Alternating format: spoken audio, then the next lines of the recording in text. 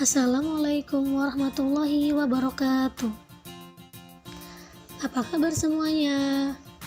Semoga semuanya dalam keadaan baik dan tetap sehat ya, dan harus semangat juga.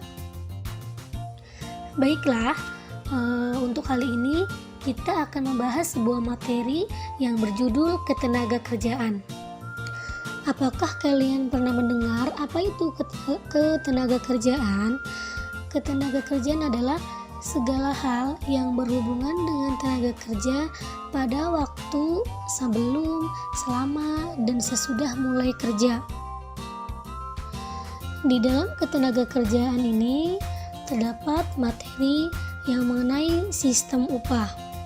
Apakah kalian pernah mendengar apa itu upah? Upah adalah hak yang diterima dalam bentuk uang sebagai imbalan terhadap jasa pekerja yang telah dilakukan. Sedangkan sistem upah yaitu kompensasi atau balas jasa yang diberikan kepada pekerja karena telah memberikan tenaganya kepada perusahaan.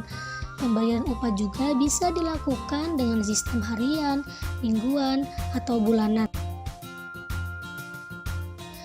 Berikut ini sistem upah yang bisa digunakan untuk menghitung upah pekerja.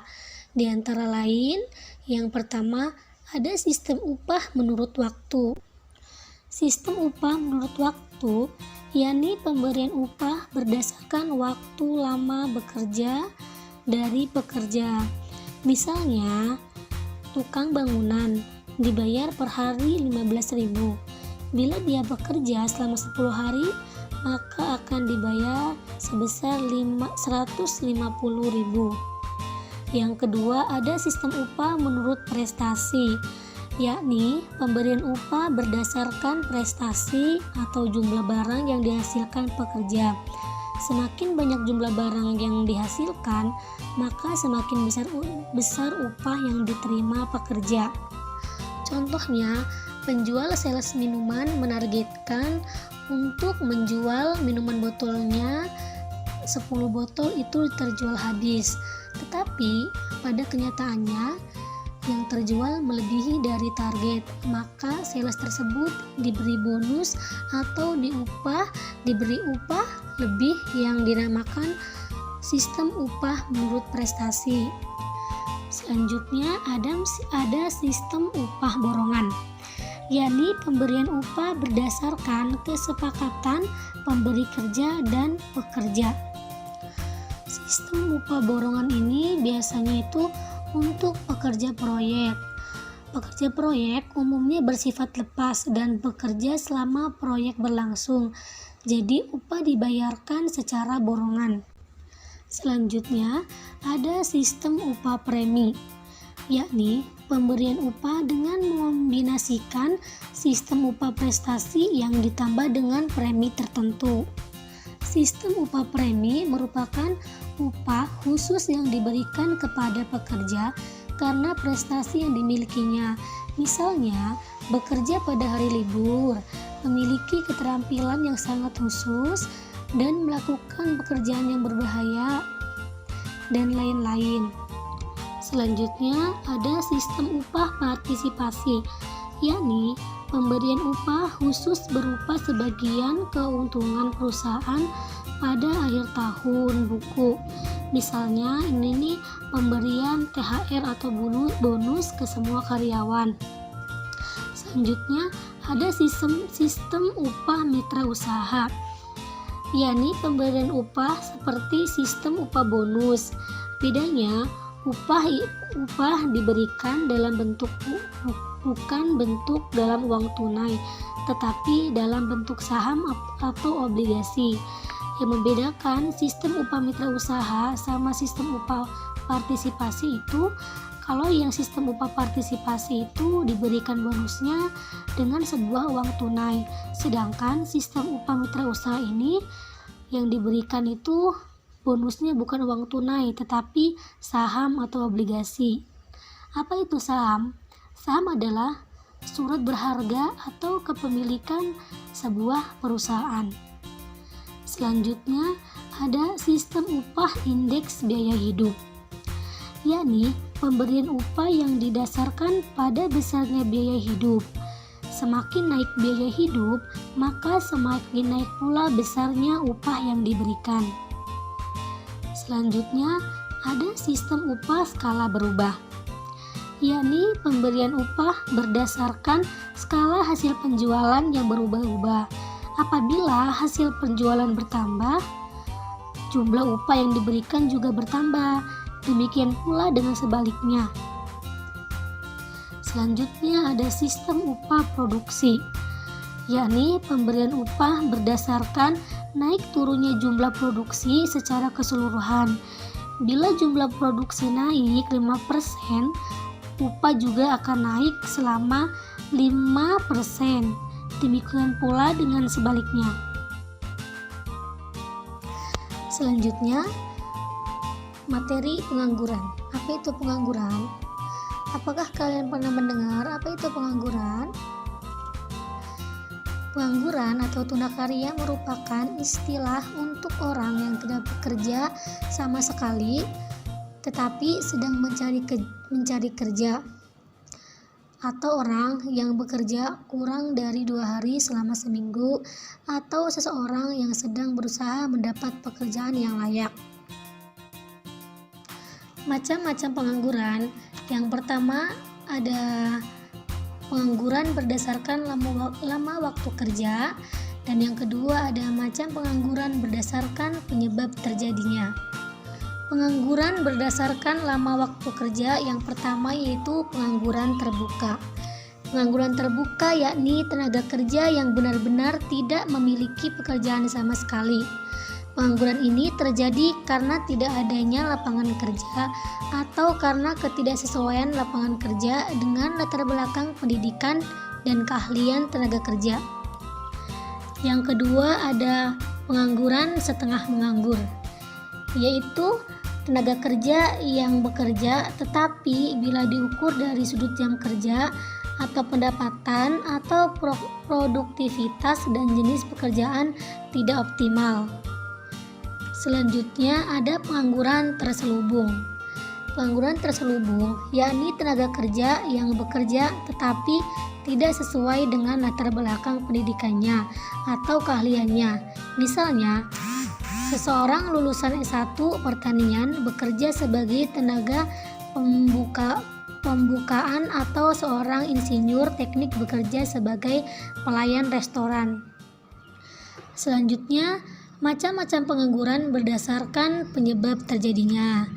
Yang pertama ada pengangguran struktural, yakni pengangguran yang disebabkan oleh terjadinya perubahan struktur perekonomian.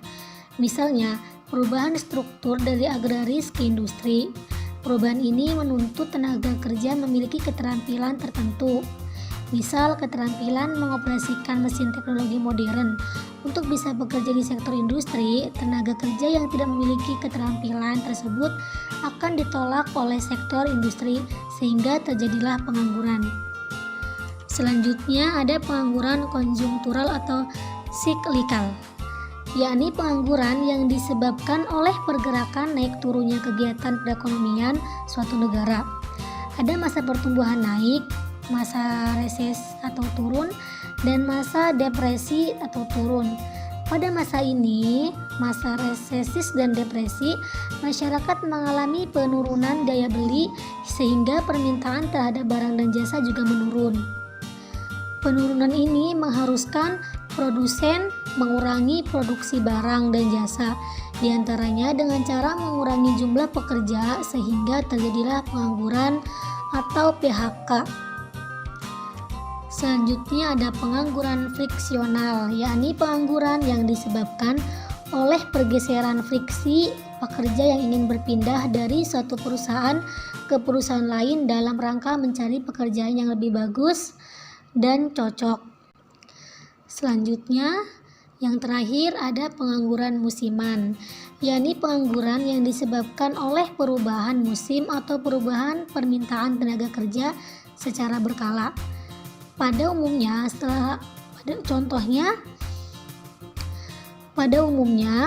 setelah panen, petani akan menganggur sambil menunggu masa tanam. Contoh lainnya, Pada masa pembangunan gedung, tukang bangunan bisa bekerja, tetapi bila gedung telah selesai dibangun, tukang bangunan menjadi pengangguran musiman sambil menunggu pembangunan berikutnya. Selanjutnya, penyebab pengangguran. Yang pertama, karena tekanan demografis dengan jumlah dan komposisi angkatan kerja yang besar. Yang kedua, jumlah lapangan kerja yang terjadi lebih kecil dari jumlah pencari kerja. Yang ketiga, pertumbuhan ekonomi yang jauh lebih kecil dari pertumbuhan angkatan kerja. Yang keempat, ada kompetensi pencari kerja tidak sesuai dengan pasar kerja. Selanjutnya, ada dampak dari pengangguran. Dampak dari pengangguran yang pertama yaitu menurunkan aktivitas perekonomian. Yang kedua, menurunkan pertumbuhan ekonomi dan pendapatan per kapita. Yang ketiga, ada meningkatkan biaya sosial. Dan yang keempat, ada menurunkan tingkat keterampilan. Dan yang kelima, menurunkan penerimaan negara. Selanjutnya, cara mengatasi pengangguran. Yang pertama, cara mengatasi pengangguran struktural. Pengangguran struktural terjadi karena perubahan struktur ekonomi, misalnya dari agraris ke industri. Untuk mengatasi pengangguran struktural ini bisa dilakukan dengan cara-cara berikut. Pertama, memindahkan para pengangguran ke tempat yang lebih membutuhkan.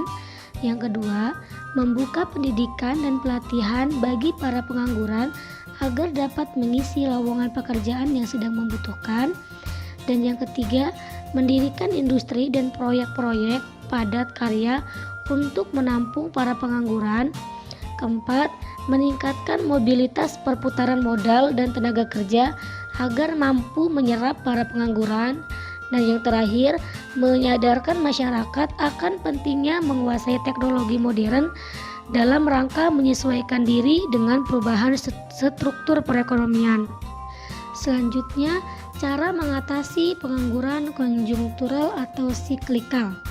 Pengangguran konjungtural terjadi karena naik turunnya kegiatan perekonomian yang suatu saat mengakibatkan turunnya daya beli masyarakat, yang diikuti oleh turunnya permintaan terhadap barang dan jasa. Adapun cara-caranya, yang pertama, meningkatkan daya beli masyarakat dengan membuka berbagai proyek-proyek pemerintah. Yang kedua, mengarahkan masyarakat agar menggunakan pendapatannya untuk membeli barang dan jasa sehingga permintaan terhadap barang dan jasa meningkat. Dan yang terakhir, menciptakan teknik-teknik pemasaran dan promosi yang menarik agar masyarakat tertarik membeli barang dan jasa.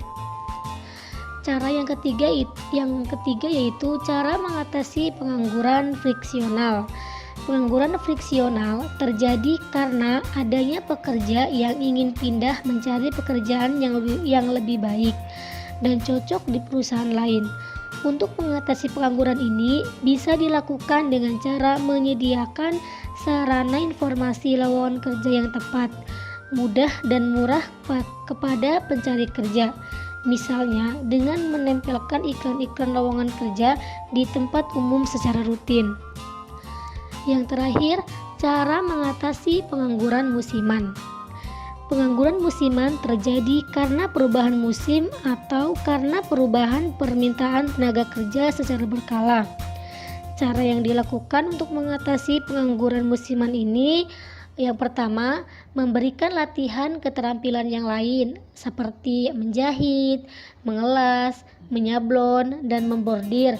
Dengan demikian, mereka dapat bekerja sambil menunggu datangnya musim tertentu. Cara yang kedua, segera memberi informasi bila ada lowongan kerja di sekitar. Yang terakhir yaitu kesimpulan. Kesimpulan untuk materi ini, sistem upah merupakan sistem pembayaran upah atau bonus untuk orang yang sedang melakukan pekerjaan atau orang yang sudah mengeluarkan tenaganya untuk perusahaan.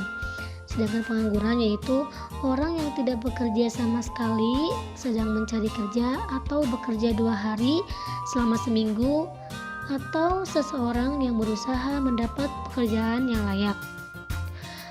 Bahaya dari pengangguran ini juga akan menimbulkan kejahatan seperti pencurian, begal, jual beli anak, perampokan, dan lain-lain. Maka dari situ pemerintah harus segera tanggung jawab dan cepat dalam memecahkan masalah pengangguran. Yang pertama dengan cara meningkatkan pelatihan kepada masyarakat. Yang kedua, meningkatkan jiwa kewirausahaan. Dan yang ketiga, memperluas usaha kecil dan menengah.